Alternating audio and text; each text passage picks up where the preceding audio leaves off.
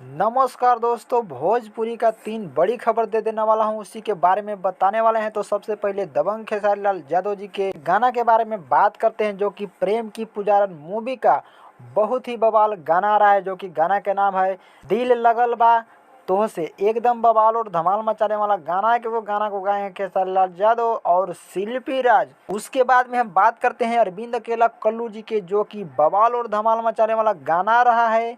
गाना के नाम है कौमी माल के बा। एकदम बवाल और धमाल मचाने वाला गाना है, जो कि गाना को गाए हैं अरविंद अकेला कल्लू जी और शिल्पी राज।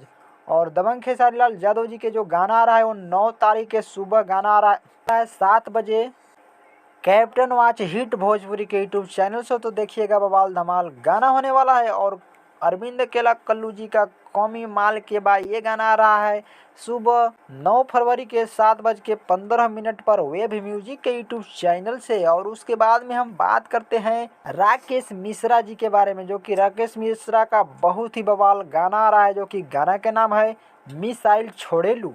ये भी बवाल धमाल गाना होने वाला है, क्योंकि गोदी में उठा क्योंकि गोदी में उठा करके अलग स्टाइल में ये गाना आ रहा है, जो कि गाना को गाए हैं राकेश मिश्रा जी और शिल्पी राज। तो जा करके देखिए, ये आ रहा है पीपा म्यूजिक भोजपुरी के यूट्यूब चैनल से। बवाल धमाल गाना होने वाला है।